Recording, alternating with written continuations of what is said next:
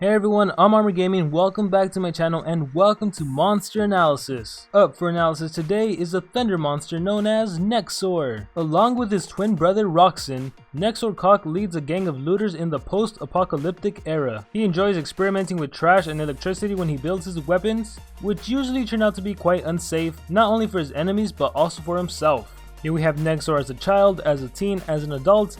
He appears to be the weaker version of the two brothers, weaker not in terms of skills but in terms of size. So anyways, let's analyze his stats. Nexor's power is 3267, which is on the lower end of Thunder Legendary Monsters' powers. In fact, there are currently 14 Thunder Legendary Monsters and this puts him in 12th place. So he's really not all that strong, but I should note that it doesn't matter too much because this is going to be a denier, not an attacker. His life is 27,445, which puts him in 5th place. So it's not necessarily too bad, but it's also nowhere near being the highest. As for his speed, he has a speed of 3,465, and this actually makes him tied for 6th place, along with Tempest. Now, even though this monster isn't necessarily the fastest, those monsters that are faster than Nexor, they wouldn't be classified as deny monsters, with the exception of ROFL. I guess you could make the argument he's a denier, but we have monsters like Mercurius, Thorder, Xyla, Griffin, ROFL I already mentioned, and when we think about those monsters, most of them are typically going to be running strength runes, so even though Nexor is slower than them, because he's a deny monster, and in deny monsters you always want to run all speed runes, his base speed of 3,465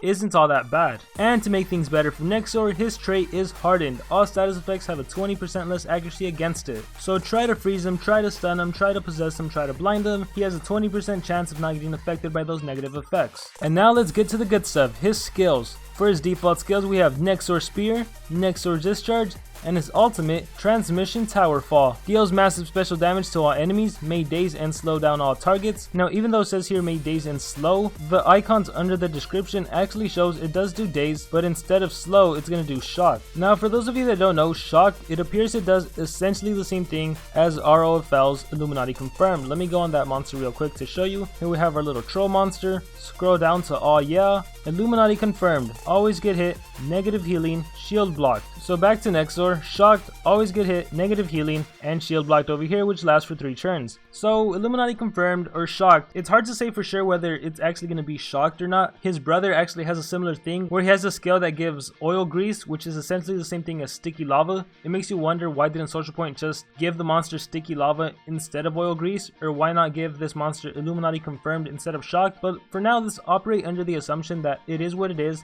So shocked is essentially the same thing as Illuminati Confirmed, and this can actually be a pretty good negative effect to give because this counters a lot of different elemental monsters. So for example, earth monsters tend to have a lot of shields. Well, shield block basically removes that shield. Negative healing reduces the effects of healing by 50%, and always get hit, the monster will always get hit. For example, if the enemy monster is shocked, and even if your monster was blind and dazed, I'm pretty sure the skill would still land. From my experience with Illuminati Confirmed, every time I used an AoE, it always hit. Anytime I used any skill, the monster that had Illuminati Confirmed, it always landed. Also, when an enemy monster's Timerion used Spacetime, and I was able to land Illuminati Confirmed ended up getting rid of Spacetime, so I assume this will work in a similar way. If anyone has had any different experience, feel free to let me know in the comments below. For his skills group 1, we have Taser Spear, Broken Wires, Dirty Shockwave. There's nothing particularly interesting about these skills. Dirty Shockwave had a little potential, 50% chance of blinding all targets. If only this wouldn't have been 50% chance, if only it was just a regular AoE. This skill would only work if your Nexor had increased accuracy. That's just adding external factors, so anything from skills group 1 is not worth running. So that moves us down to skills group 2. Dazing Spear. Deals heavy special damage, may daze target. You target a single enemy for 55 damage, it costs 31 stamina, and it has no cooldown. What do I like about this skill? 1. It deals special damage, not thunder damage. 2. It has no cooldown. And 3. Has an effect, daze. Now this monster isn't particularly strong, so 55 damage given this monster's power, it isn't going to be dealing too much damage. And I mentioned earlier on, this monster is a deny monster, so there's no reason to run Dazing Spear. Fatal Shockwave. Deals heavy thunder damage, may apply shock to target. And shocked, as you know, always hits, negative healing, shield block. So 55 damage, 31 stamina, no cooldown. So this is very similar to Dazing Spear, with the exception that this is a thunder based skill as opposed to a special based skill, and that it gives shocked instead of dazed, and I think Fatal Shockwave can come in handy way more often than Dazing Spear. A few reasons being, of course, that if you're going up against earth monsters, you can do shield block to get rid of their shield. If you're going up against healers like the nature monsters, Fatal Shockwave will help you out, and it does have a 0 turn cooldown, so you can use this as many times as you have to to apply that negative healing or to apply that shield block. And on top of that, whatever monster is shocked will always get hit, which can really help you out. And Paralyzing Shockwaves deals low special damage to all enemies, may stun all targets, requires cooldown. So this is your AoE, 30 damage, 35 stamina, 3 turn cooldown, and the skill stuns all of the enemy monsters. Now, although this is just your typical AoE stun, it's amazing because Thunder monsters don't really have deny monsters, there's very few of them, and even more importantly, not that many Thunder monsters are immune to stun, only Thunderhair and Mercurius are. So in Team Wars, this skill can be incredibly beneficial, especially if you have a Team Wars where your Thunder monster needs to be your deny monster and not an attacker. An example of that would be Common Fire Thunder. Fire also lacks a good deny monster, so if you have those requirements, you would run Nexor as your deny monster, a fire attacker, and you're good to go. So from skills group 2, you want Fatal Shockwave and you want Paralyzing Shockwaves. And that brings us down to skills group 3, Jolt Spear. Deals moderate special damage, may apply 100% damage reduction to target, requires cooldown. Targets a single enemy for 45 damage, costs 28 stamina, and it has a low 1 turn cooldown. And this skill gives a monster a 100% damage reduction, which can save your butt. This can come in handy so many times, especially because this monster has an AoE stun, where obviously you can stun all 3 of the enemy monsters, but you can't always defeat all 3 of the enemy monsters. So for example, if you do Paralyzing Shockwaves, and you immobilize all 3 of the enemy monsters, and then it goes to your attacker, and your attacker, let's say, is only strong enough to kill one monster, and you go after the monster deny monster, on your following turn when it's Nexor's turn again,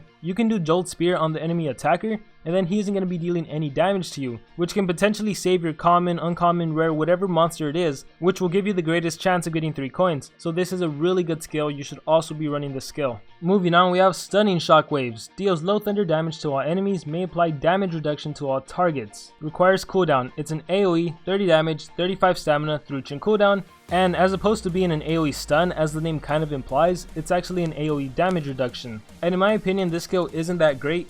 Yes, damage reduction can be really powerful, especially when you add daze, and he does have an AoE daze skill, but nonetheless you still wouldn't want to run this skill because it's not immobilizing, it's just making the enemy weaker. And typically in the context of Team Wars, the enemy will only have one main attacker, not 2 of them. If it is a Team Wars rule like Legendary and then 2 elements, then yes, the enemy monster can have 2 attackers and damage reduction may come in handy, but in my opinion, Jolt Spear is way superior, and even though Stunning Shockwaves does combo well with Dazing Shockwaves, it's still not worth using. So let me talk about Dazing Shockwaves. Dazing Shockwaves deals low special damage to all enemies, may daze all targets, requires cooldown, 30 damage, 35 stamina, 3 turn cooldown, and it's an AoE daze. And already I know lots of you are thinking, do Dazing Shockwaves and then Stunning Shockwaves, and you're just giving the enemy minus 50% damage. On top of that, they also have negative 25% accuracy. But in my opinion, it's not feasible to think like that. So first things first, this monster is going to be running all speed runes because he has an AoE stun, and because there aren't that many Thunder Deniers.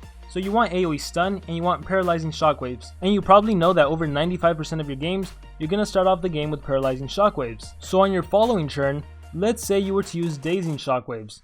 So you start off with Paralyzing Shockwaves, you move on to Dazing Shockwaves. If you're really thinking you're going to do Stunning Shockwaves on the 3rd turn and make it successful, really think about that because that's going to be your 3rd turn. How often have you been in Team Wars where all 3 of the enemy monsters are still alive by the 3rd turn, or heck, even 2 of the enemy monsters? It doesn't happen that often, and that's because after you do a deny skill like Paralyzing Shockwaves, your attacker typically ends to get rid of the enemy common, uncommon, rare, epic, or do some AoE that damages all of the enemy monsters, and then when it goes back to your deny monster, something like Dazing Shockwaves, although this monster isn't an attacker, this is potentially strong enough to wipe out 1 or 2 of the enemy monsters. So running 3 AoEs in my opinion is never a good idea, and for that reason I would recommend running Paralyzing Shockwaves, running Fatal Shockwave, running Dazing Shockwaves, and Jolt Spear.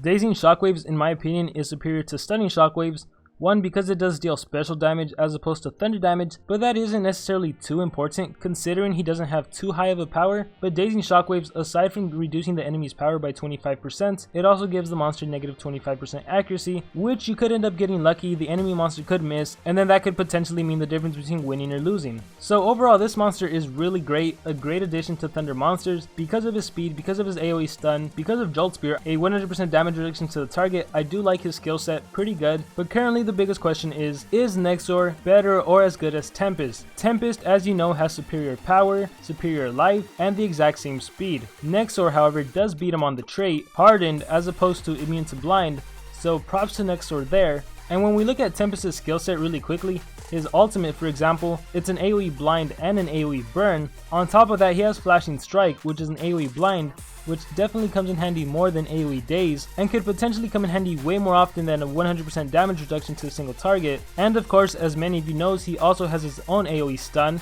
It's 40 damage, it's thunder based, as opposed to Nexor's 30 damage special based attack. So I'm gonna leave that up to you guys. Who do you think is better? Do you think Tempest is better?